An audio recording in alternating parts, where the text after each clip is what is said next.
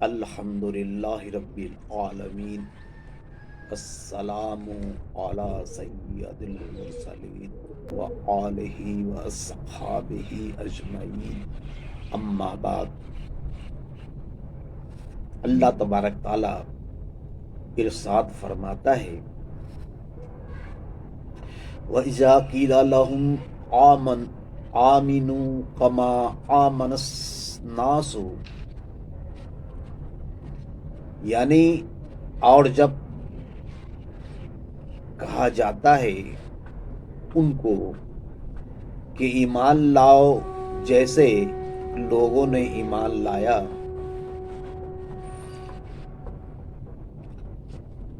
یعنی کہ صحابہ کرام رضی اللہ عنہ جس طرح ایمان لائے اسی طرح تم ایمان لاؤ،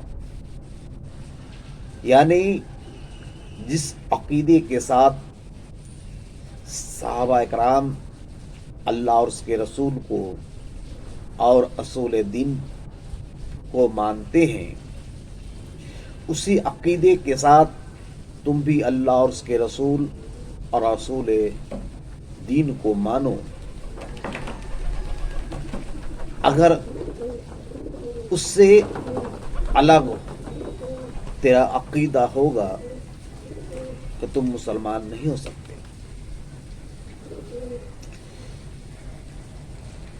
تو جب ان سے یہ کہا جاتا ہے تو اللہ فرماتا ہے، قالوا انؤمن کما آمن السفہاء، تو وہ کہتا ہے میں ایمان لاؤں اس کی طرح جیسے ایمان لایا بے وقوف، یعنی کہ اس نے صحابہ کرام کو جاہل سمجھتے تھے اور خود کو عقل مند، اور یہ سلسلہ ابھی بھی قائم ہے، ابھی بھی بدعقیدہ لوگ اہل ایمان کو بیوقوف سمجھتے ہیں، جاہل سمجھتے ہیں۔ تو اللہ تبارک تعالیٰ فرماتا ہے، الا انہم هم السفہاء ولکن لا یعلمون، سنو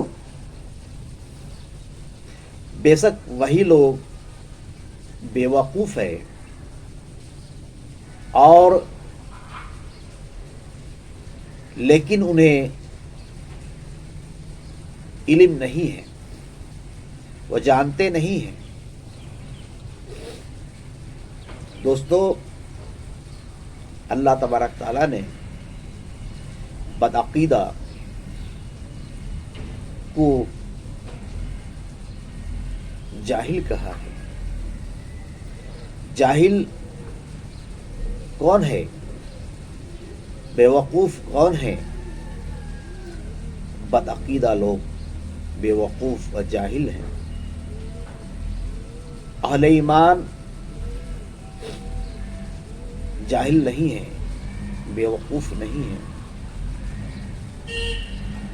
دنیاوی تعلیم حاصل کرنے سے یا ظاہری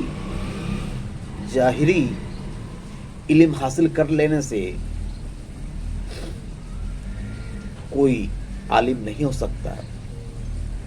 عالم وہ ہے، علم والا وہ ہے جو اہل ایمان ہے، جاہل علم والا نہیں، جاہل عالم نہیں۔ اس لیے ہم کو چاہیے کہ اپنے عقیدے کو درست کریں۔ وآخر دعوانا الحمد للہ رب العالمین۔